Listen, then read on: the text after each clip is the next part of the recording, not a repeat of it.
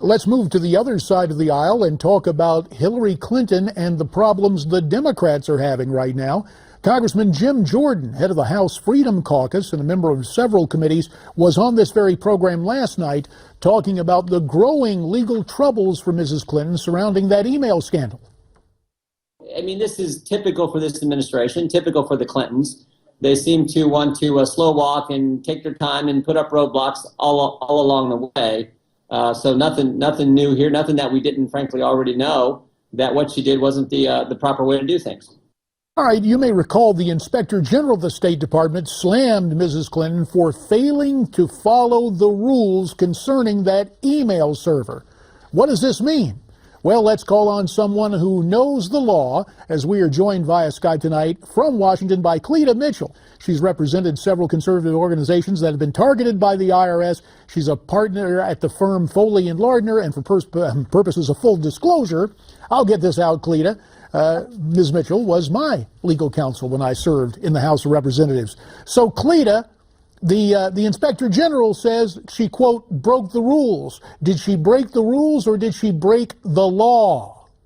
Well, she broke the law and the rules. But in 1995, the Federal Records Management Act was amended to ensure that emails, messages, and communications sent via electronic mail were all to be included in the federal regulations governing document retention. And so that was the law when she took office. So it always seems that Mrs. Clinton and her spouse believe that there are laws for everybody else, and then there's the Clinton Code of Conduct. But Cleta, I got to tell you, it looks like the worm is turning. The Washington Post editorial board this morning calls it, quote, inexcusable, willful disregard for the rules. Is this a signal now that the Democrat establishment may turn politically against Mrs. Clinton? Well, that's a very good question, JD, and I don't know what they will do. They've historically basically aided and abetted the Clintons' law-breaking and lawlessness. We've seen this for decades, ever since the Clintons took office.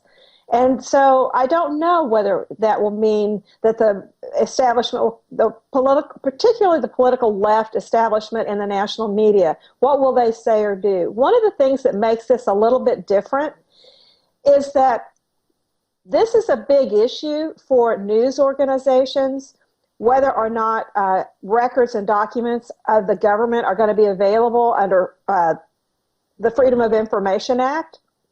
And supposedly this is something that news outlets like the Washington Post, the New York Times, et cetera, that this is an issue they care about because it goes directly to their ability to be watchdogs of the government when they choose to do so.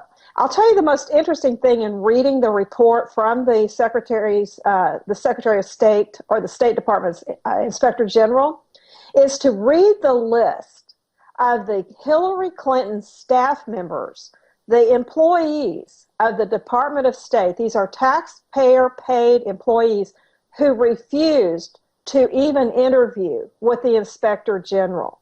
There's a list of about a dozen staff members who worked directly for Hillary Clinton, including the people who are responsible for overseeing her technology.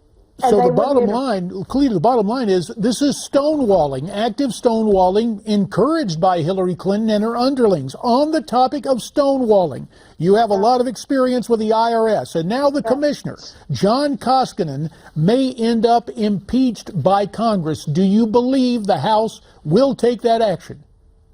I don't know. I have to tell you, I do not know. They should.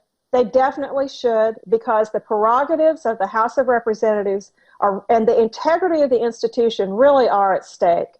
This is someone, the IRS Commissioner Koskinen, who came before Congress beginning in January of 2014 when he took office as the commissioner of the IRS at a very difficult time for the agency. He should never have been put in that position in the first place because he's a major Democratic donor. He gave over $80,000 to the Obama campaign, the Democratic National Committee, the Hillary Clinton campaign, and other Democrats. He should never have been put into that office. Attorney Cleta Mitchell tonight from Washington. As always, Cleta, you have our thanks.